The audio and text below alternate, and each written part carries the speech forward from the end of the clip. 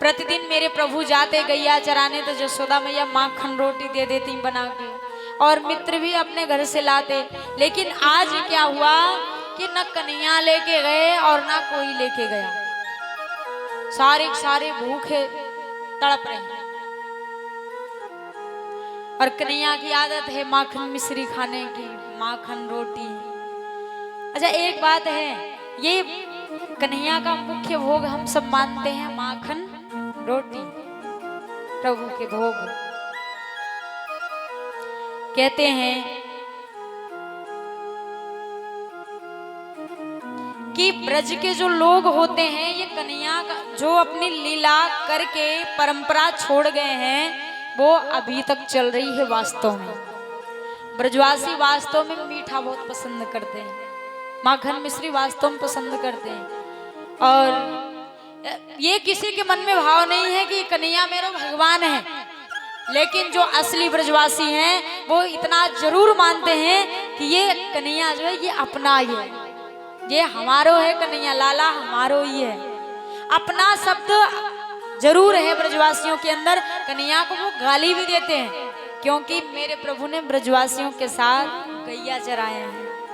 मित्र का जो संबंध है, उन्होंने उनके साथ लीला किया, दिखाया, तो वो भगवान कन्हैया को मानते हैं, लेकिन अपना मित्र मानते हैं।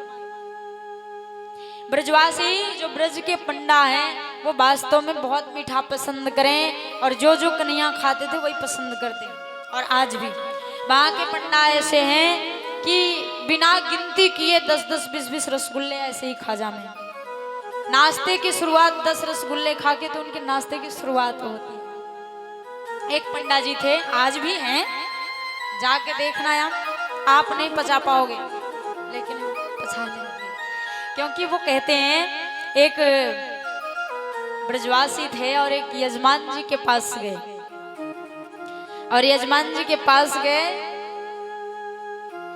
तो जो यजमान जी हैं पंडित जी के लिए भोजन लाए, भोजन में रसगुल्ले भी आए, तो उन्होंने अपनी इच्छा से तो 5 रसगुल्ले खा लिए, और वाकई बाद भोजन किए। यजमान जी कुछ देर के बाद आए, बोले पंडित जी देखो ये अच्छी बात नहीं है, खाने पीने की चीज है तो ढंग से खाओ ना, अरे ये और 2-4 रसगुल्ले खाओ ना। बोले नहीं नहीं बिल्कुल, बस इतना ठीक है ना, इतना काफी है, तबीयत खराब हो जाएगी। बोले ना, आप हमारे कहने से नहीं खाओगे, मतलब यजमान जी की बात नहीं मानोगे। तो पंडित जी जो थे उन्होंने कहा कोई बात नहीं, यदि आप कह रहे हैं तो खा लेते। खा लिए। महाराज रसगुल्ले की गिनती कम नहीं हो रही है, खाते जा रहे हैं, खाते जा रहे हैं। बाकी बाद फिर से यजमान जी आए, और आज उनको भी बड़े मजे आ रहे हैं। समय आने पे कहते हैं ना कि मौका छोड़ना नहीं चाहिए। कुछ देर के बाद आए, बोले अरे पंडित जी एक काम करो, एक रसगुल्ला, केवल कहने से एक रसगुल्ला और खा लो, 100 रुपए दूंगा। पंडित जी बोले इससे अच्छा तो कुछ है ही नहीं, 100 रुपए भी मिल रहे हैं और रसगुल्ले भी खाने को मिल रहे हैं, तो खा लो, जो मिल रहा है खा लो। तो रसगुल्ले भी खाए, 100 रुपए भी मिले। क्योंकि जो ब्रजवासी है ना, ब्रज के पंडा, वो कहते हैं कि भैया ऐसा समय बड़ा कम मिले, ये जन्म और भोजन तो दोबारा मिल जाता है, लेकिन खिलाने वाले यजमान दोबारा बेचारे, लेकिन जितना खाना है आज खा लो, बाद में तैयारी है। वारिया यदुवंशी सुबह सुबह गैया चराने वाले जाति, बिना पूजा पाठ, हम पूजा में अभी बैठे ही हैं, यज्ञ भी ना किए, स्वाहा भी ना किया, और ये आके खड़े हो गए। धमका के बगाए मधुमंगल जी, बोले पंडित जी राम राम। बोले अरे हम तेरी राम राम ले रहे हैं, तू जा यहाँ से, भाग जा, पूजा करके आएंगे जब अयो। अब इतने में मधुमंगल रोते हुए चले गए। अब जब जा रहे हैं तो कन्हैया को लग रहा है कछु ले आ रहे हैं।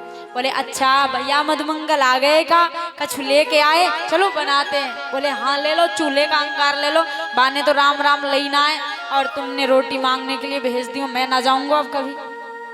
बोले अरे मधुमंगल कोई बात नहीं है, आप जाओ ना, हमारी जो माताएं हैं, पंडित जी की जो पत्नियां हैं, वो पत्नियां बड़ी सहज स्वभाव की हैं ना, उनके पास जाओ, जरूर कुछ खाने को मिलेगा, जरूर कुछ खाने को मिलेगा। अब मधुमंगल जा नहीं रहे थे, लेकिन कन्हैया ने निवेदन किया तो मित्र गए और मैयाओं से राधे राधे किए, राम राम किए। पंडित जी ने देखा ये तो फिर से ग्वारिया आ गए, घर में घुस गए। अब पंडित जी पूजा में से कैसे उठे, तो माताओं ने देखा कि अरे ये तो ब्रजवासी कन्हैया के मित्र हैं, और अभी तक तो हमने कन्हैया को नाम शास्त्रों में सुना, और ये तो मधुमंगल है, श्रीदामा है। तो उन्होंने कहा कि भैया अरे मधुमंगल किस कारण से आए हो?